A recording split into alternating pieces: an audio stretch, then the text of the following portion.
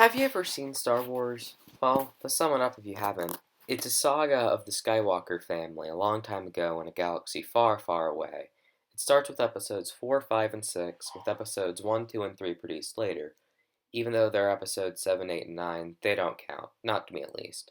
Episodes 1, 2, and 3 focus on Anakin Skywalker, a boy who had to resort to racing to get the money for his sick mom, and who was supposed to be the chosen one, but ended up murdering a bunch of kids while he slowly became Darth Vader.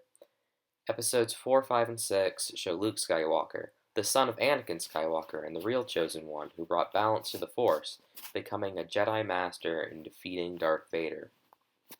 Oh, Darth Vader is one of the most powerful Force users ever and super evil. Oh, again, the Force is a power some beings are born with. Those with the Force exhibit powers including, but are not limited to, telekinesis, telepathy, lightning fingers, levitation, big jumping, and mind control. But enough about that, because I'm not going to talk about all Star Wars today. Or, not right now, maybe. Instead, I'm focusing on Episode 5, The Empire Strikes Back. Oh yeah, I should probably mention this is a presentation about how Episode 5 relates to postmodernism. Characters in Episode 5 are Luke Skywalker, Han Solo, Princess Leia, Chewbacca, R2-D2, C-3PO, Uncle Ben, also known as Obi-Wan Kenobi, Lando Calrissian, Darth Vader, and albeit shortly, Darth Sidious. Postmodernism is basically the celebration of incoherence, discontinuity, parody, popular culture, and the principle of metafiction, or so says online infobase. In postmodernist media, there are many aspects, called elements, that make up the writing. These elements can be found as criticism of greed, self-reflexivity, magical realism, paranoia, space for multiple perspectives, criticism of technology, and irony. Of those, I'm going to be talking about self-reflexivity, magical realism, paranoia, space for multiple perspectives, and irony. Okay, what is self-reflexivity? Self-reflexivity means to openly reflect upon oneself, and that means to look inside yourself and see what is really wrong with you. Kind of like being your own therapist. Self-reflexivity can be used to show development in character, like how Luke Skywalker trains to become a Jedi with Yoda, but more on that on the next slide. Although it is not seen in Episode 5, it is worthy to mention that if a narrator debates his or her status, it is an example of metafiction. Metafiction basically means a fancy term for being able to break the fourth wall. But enough about that, because the focus is on self-reflexivity. In Episode 5, The Empire Strikes Back, Luke travels to Dagobah to find the Jedi Master Yoda so he can learn the ways of the Force. However, upon getting there, he finds an old green alien that obviously isn't a Jedi Master. The green alien says he knows how to find Yoda, but then when Luke says who he is, the green alien reveals that he, in fact, is Yoda. Yoda says he will not teach another Skywalker so he can go to the dark side, like his father Anakin Skywalker. This is where self-reflexivity comes into play. Luke, as he is nowhere close to becoming a Jedi Master, so he has to train not just his body, but his mind. He doesn't get help from Yoda until Uncle Ben steps in and tells Yoda that Luke is the chosen one and will not go to the dark side. Then Yoda trained Luke. It is in the training where Luke reflects upon himself. As he learns the Force, he becomes smarter and mentally stronger. Because the Force made him mentally stronger, he was able to cut his training short to save Leia and Han, remain calm after losing his hand, and learn that Darth Vader is in fact his father. And of course, I'd be an idiot not to include Yoda's speech to Luke. The scenario goes like this. Luke needs to get his ship out of the swamp bog. However, no matter how much he tries, he is not strong enough with the Force to fully get out of the water. Yoda steps up and tells him that either he does or does not pick up the ship because there is no try. Luke tries again and fails, claiming that it is too big to pick up. Henceforth the speech. Yoda says this: "Size matters not. Look at me. Judge me by my size, do you? And well you should not, for my ally is the Force, and a powerful ally it is. Life creates it, makes it grow. Its energy surrounds us and binds us. Luminous beings are we, not this crude matter. You must feel the force around you. Here, between me, the tree, the rock, everywhere. Yes, even between the land and the ship. Then Luke goes away, because he did not pick up the ship. Yoda then picks up the ship with the Force, and this inspires Luke. The speech means, no matter the size or power of your target, foe, or obstacle, as long as you've got wits, you can win. A fight is not determined by your size or strength, it is determined by your cleverness and how well you use your resources. Now, I've been talking about the Force and aliens for a bit now, so I'd imagine the amount of magical realism you're picking up on is extravagant. That is, unless you don't know what it is. In that case, magical realism is basically a real life scenario with traces of magic. Well, it's a bit of a stretch, but hear me out. I think that Star Wars maybe has magical realism. Magical realism was first referred to as Magister Realismus, or Latin for magical realism. To have magical realism, a medium must show a realistic setting, magical elements, little information, and a critique of society. The realistic setting being a galaxy far, far away, where humans and aliens coexist. The magical realism is the Force. The little amount of information is the little questions, like what were the Jedi? What exactly is the Force? And what happened to Luke's father to make him join the dark side? Finally, the critique of society is the actual overthrowing of a government. Yes, the Empire is in fact a government because it governs over the galaxy. It has laws, an army, and a leader, just like an ordinary government. One of the laws being no Force wielders are allowed to go to the light side or generally exist without permission of the Empire or the Emperor.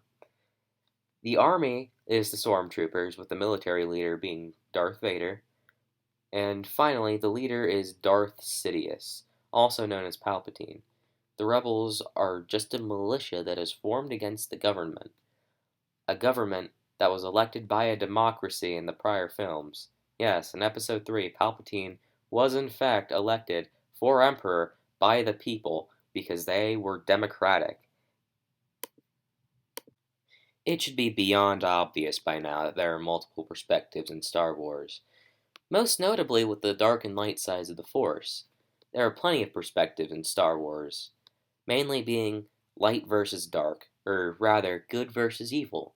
But as Luke questioned Yoda, how do I know which is the good side? That is because it's an objective stance. There are the perspectives of other people, like Han's story in Episode 5, Luke's story, and Darth Vader's story. In short, Star Wars has plenty of room for multiple perspectives. Some say that the Jedi are the good guys, some say that they aren't. But in Episodes 1, 2, and 3, they were most certainly the good guys. The Jedi in those parts were the guardians of democracy and knights of the people. However, in Episodes 4, 5, and 6, they were just a rumor, government overthrowers, and on top of that, Darth Sidious had written the history so that they were the bad guys. By that, I mean Darth Sidious issued Operation 66 in Episode 3, a contingency plan that if the Jedi turned against democracy, that, the clones would turn against the Jedi and kill them all. And because of that, he won the fight against the Jedi. I know this is slowly turning into a review of Episode 3, but hear me out. If I were to rely totally on Episode 5, I wouldn't have enough evidence to write a script with. In Episode 3, Anakin says that in his perspective, it is the Jedi who are the bad guys. Keep this in mind when you think of who the good guy is. If you've watched Star Wars, you would probably think that Anakin was swayed by the dark side by Darth Sidious. And while there is truth in that, he was convinced that the dark side was just. We didn't get to see that reason, but we can infer that it had something to do with how the dark side could save Anakin's wife. Spoiler alert, it didn't. She died during childbirth.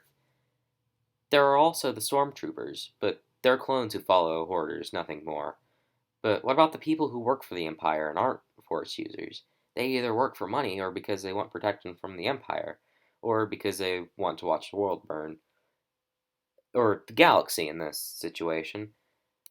With this being said, I hope you can believe that you can see how the dark side can be seen as just, because if so many people like Sidious and Vader and their followers can see the dark side as good, then it is a possible perspective.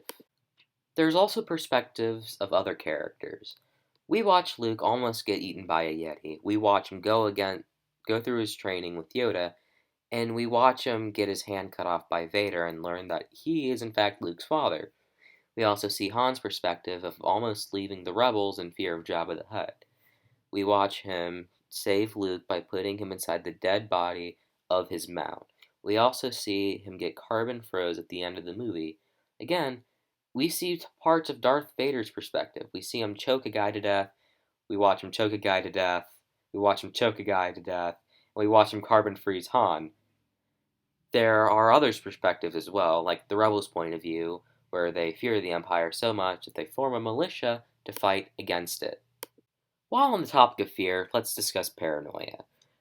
The popularity of paranoia in the media arose with the Cold War. Paranoia is a passive fear, kind of like anxiety. You're scared, but don't have reason to be scared. But also, you do have a reason to be scared. Anxiety has no reason to be scared because it's just in your head. Paranoia, however, is the opposite. It's caused by external factors, like the threat of nuclear bombings against your country. For a moment, let's compare the Empire with Russia, and the rebels to America. Russia has powerful technology, like atomic bombs, while the Empire has powerful force wielders, like Darth Vader and Darth Sidious. Russia has an overwhelming amount of power and presence, while the Empire has powerful influence and destructive capability. America has atomic bombs, but what if they're not as strong as Russia's? Well, the rebels have Jedi, but what if he's not as strong as Darth Vader? This is what paranoia is: the necessary fear of the enemy, pushing you to get stronger, like Luke did, because he was paranoid of the possibilities if he didn't get stronger, so he could fight Darth Vader. Alright, what is irony? Irony was the new form of humor in the postmodern era of writing, although it was used quite frequently before postmodernism. An example of irony is a fire truck being burned down. Common example, I know, but it still works. The joke here is that a device used to put out a fire has caught fire itself, making it ironic. Irony, to put into my terms, is humor in something that shouldn't be funny. Irony is often based off of one misfortune, which is why it shouldn't be funny but is hilarious. Like the burning of a fire truck. How does this relate to Star Wars Episode 5, though? Well, the answer is simple. The comic relief character of the franchise is going to have jokes made about his or her misfortune. The character will also have a lot of ironic qualities to make him or her more laughable. That character is the legendary C3PO. Now, you might be asking yourself, what makes C3PO so legendary? The thing that makes him legendary is that he's not. He is a human cyborg relations droid who is able to speak over 6 million languages. He is often the story's humor during stressful moments. But how, you may be asking me? Well, it's quite simple, my dear listener. For you see, he is an airheaded robot. You know how robots and AI are supposed to be the pinnacle of intelligence? Well, not C3PO. He may be the smartest one in the cast of main characters, but he can't get anything out. He's too cocky about himself. I mean, he holds himself above everyone else, but no one lets him talk.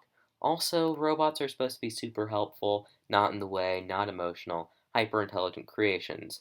But C3PO is just kind of in the way and always terrified of everything. To wrap things up, Star Wars Episode 5, The Empire Strikes Back, is a movie that was made during the postmodern era of literature. Because of that, it shows many elements of postmodern writings. The movie shows self-reflexivity, magical realism, paranoia, multiple perspectives, and irony. It does this by introducing a variety of characters whose morals either align or don't align. These characters are either affiliated with the rebels, the Empire, or the light and dark side of the Force. Thank you so much for listening, and I hope I never have to do this again. Have a good day.